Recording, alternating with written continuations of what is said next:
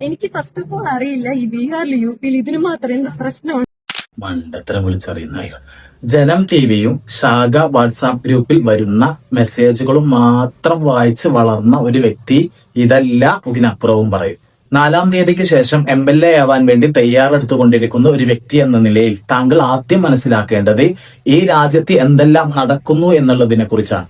അല്ലാതെ 10 കാശിന് വേണ്ടി രാഷ്ട്രീയമില്ലാതെ രാഷ്ട്രീയ ബോധമില്ലാതെ മീഡിയക്ക് മുമ്പിൽ ഇത്തരം വിടുവായിത്തരങ്ങൾ വിളിച്ചു പറയാൻ നിൽക്കരുത്. നിങ്ങൾ ചോദിച്ചില്ലേ ഉത്തർപ്രദേശിൽ എന്താണ് പ്രശ്നം? യോഗി ആദിത്യനാഥ് മുഖ്യമന്ത്രിയായതിനു ശേഷം നടന്ന ചില പ്രശ്നങ്ങൾ ഇന്ന് വിശകലനം ചെയ്തു നോക്കാം. ഉന്നാവോ കേസ് 2017 ഉത്തർപ്രദേശിലെ ഉന്നാവോ എന്ന് പറയുന്ന സ്ഥലത്ത് പ്രായപൂർത്തിയാകാത്ത ഒരു പെൺകുട്ടിയെ BJP MLA കുൽദീപ് സിംഗ് ബലാത്സംഗം ചെയ്തു. UP സർക്കാരും പോലീസുകാരും പ്രതിയുടെ കൂടെ നിൽക്കുകയും പ്രതിഷേധിച്ച അച്ഛൻ പോലീസുകാർ അറസ്റ്റ് ചെയ്തു കൊണ്ടുപോവുകയും ജയിലിൽ വെച്ച് കൊലപ്പെടുത്തുകയും ചെയ്തു.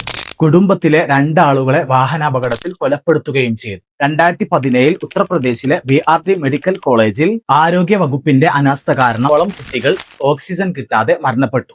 സ്വന്തം ചിലവിൽ ഓക്സിജൻ എത്തിച്ചു കൊടുത്ത ഡോക്ടർ കഫീൽ ഖാൻ എന്ന് പറയുന്ന വ്യക്തിയെ 9 മാസത്തോളം ജയിലിൽ അടക്കുകയും ചെയ്തു. അവസാനം കോടതി അദ്ദേഹത്തെ വെറുതെ വിട്ടു. കോവിഡ് കാലത്ത് ഗംഗാ നദിയിൽ ആയിരക്കണക്കിന് മൃതദേഹങ്ങൾ ഒഴുകി നടന്നതും നദിക്കരയിൽ മൃതദേഹങ്ങൾ കുഴിച്ചു മൂടിയതും നമ്മൾ കണ്ടതാണ്. ഹത്രാസ് സംഭവം 2020 UPയിലെ ഹത്രാസ് എന്ന് പറയുന്ന സ്ഥലത്ത് 4 പേർ ചേർന്ന് 19 വയസ്സുള്ള ദളിത് പെൺകുട്ടിയെ ബലാത്സംഗം ചെയ്തു കൊന്നു. വിവരം പുറത്തറിയാതിരിക്കാൻ വേണ്ടി രാത്രിക്ക് രാത്രി തന്നെ കുടുംബത്തിന്റെ സമ്മതമില്ലാതെ പോലീസുകാർ കുട്ടിയെ മറവ് ചെയ്യുകയും ചെയ്തു. സംഭവം റിപ്പോർട്ട് ചെയ്യാൻ വേണ്ടി പോയ മാധ്യമ പ്രവർത്തകൻ സിദ്ദീഖ് കാപ്പാനെ വിചാരണ നടത്താതെ 2 വർഷത്തോളം ജയിലിലിടുകയും ചെയ്തു. ആൾക്കൂട്ട അക്രമം മതം പറഞ്ഞും ജാതി പറഞ്ഞും പശുവിന്റെ പേരിലും 2023-24 വർഷത്തിൽ മാത്രം ഇന്ത്യയിൽ 20ഓളം പേർ കൊല്ലപ്പെട്ടു.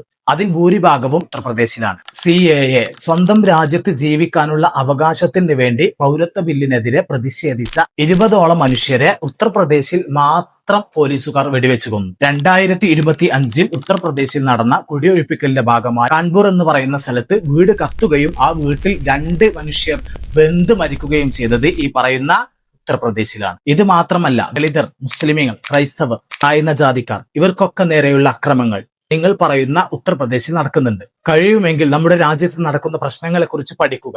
അല്ലാതെ കേരളത്തിലെ ജനങ്ങൾ ജനം TV കണ്ട് മാത്രം വളരുന്നവരാണ് എന്നുള്ളൊരു ധാരണ നിങ്ങൾക്കുണ്ടെങ്കിൽ ആ ധാരണ തെറ്റാണ്.